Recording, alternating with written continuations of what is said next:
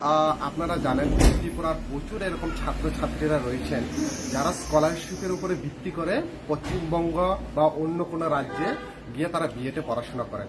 কিন্তু দুর্ভাগ্যের বিষয় আপনারা সবাই অবগত রয়েছেন যে কিছুদিন আগে ওয়েস্ট বেঙ্গলের প্রায় 400টার উপরে বিএড কলেজের যে অ্যাফিলিয়েশন ওইটা বাদ হয়ে গেছিল ইউনিভার্সিটি আন্ডারে। কিন্তু এটা হাইকোর্টে কেস চলার পর কলকাতা হাইকোর্ট এটা 7-8 তারিখের ভিতরে একটা রায় প্রদান করেন যে কলেজগুলো অ্যাফিলিয়েশন বাদ দিয়েছে ওরা পুনরায় ছাত্রছাত্রীদের ভর্তি করাতে পারবে।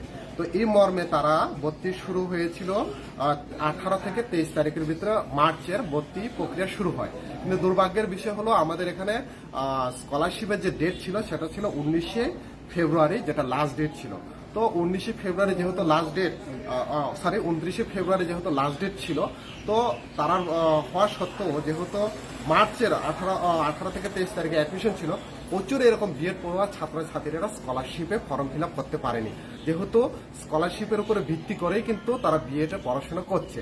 তো আমরা তার জন্য আজকে এখানে দাবি করলাম টিএসসির পক্ষ থেকে, এবং তারা নিজেরা ছাত্রছাত্রীরা রয়েছেন আপনারা দেখতে পাচ্ছেন, ওনারা দাবি করলেন যে আমরা কোনো এক সপ্তাহ বা এক মাসের দাবি করছি না, অ্যাটলিস্ট আমাদেরকে 2-3 দিনের যাতে সময় যদি আরো ধার্য করা হয় তাহলে তাদের যে স্কলারশিপের পাওনা এটা তারা ফিল আপ করতে পারবে। সেকেন্ড যে ডিমান্ডটা ছিল আমাদের এখানে সেটা ছিল ওয়ান টাইম ফাইন্যান্সিয়াল সাপোর্ট। এসটিদের ক্ষেত্রে যে ওয়ান টাইম ফাইন্যান্সিয়াল সাপোর্টের যে ব্যাপার ছিল সেখানে আমরা দেখতে পেয়েছি যে স্টেট লেভেলের ভেরিফিকেশন হলে পরে ওয়ান টাইম ফাইন্যান্সিয়াল সাপোর্টের ফর্ম ফিল আপ করা যায়।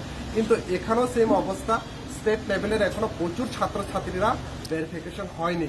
না হওয়ার সত্ত্বে এই পোর্টালটা অলরেডি অফ করে দেওয়া হয়েছে। তো আমাদের দাবি থাকবে at least online one time financial verification support আর বিএড কলেজে যে স্কলারশিপের যে ফর্ম ফিল আপের যেটা রয়েছে সেটা যাতে দ্রুত গতিতে যাতে অ্যাটলিস্ট 3 দিন যাতে সময় ধার্য করা হয়। এতে করে প্রচুর এরকম এসটি ছাত্রছাত্রীরা বা এসসি যারা রয়েছেন বিএড পড়ুয়া ছাত্রছাত্রীরা তাদের পক্ষে স্কলারশিপ দিয়ে ভর্তি হওয়ার বা পড়াশোনার ক্ষেত্রে অনেক সুযোগ সুবিধা হবে।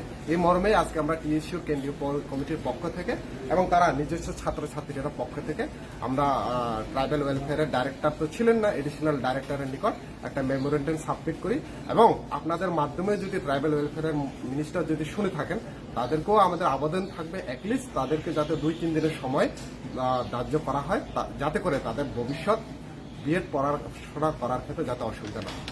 আজকে কতজন স্টুডেন্ট উপস্থিত ছিল? আজকে তো প্রায় 6-7 জনের মতন ছিল, অনেকে আসতে পারেনি।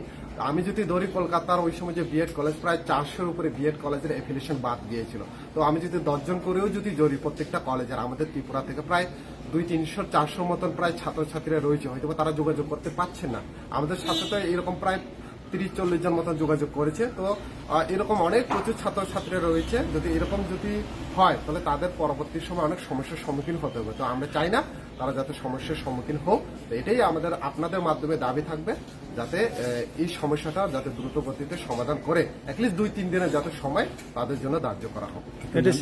এডিশনাল থেকে কি পাওয়া গেছে রিপোর্টটা? এডিশনাল ডাইরেক্টর তো বললেন, উনি আশ্বাস দিয়েছেন যেহেতু ইলেকশন নির্বাচনী এখন কোড অফ কন্ডাক্টেরও ব্যাপার রয়েছে, তারপরে উনি বলছেন যে এটা দেখবেন, বিষয়টা দেখবেন। আমি ডাইরেক্টরের সঙ্গেও আমি কথা বলেছি এবং কথা বলার চেষ্টা করব। যেহেতু আমরা প্রি মেট্রিকের যে স্কলারশিপে রয়েছে এই ইলেকশন ডিক্লেয়ারের সময় কিন্তু 2-3 দিন একটা সময় ধার্য করে হয়েছিল বা বৃদ্ধি করা হয়েছিল।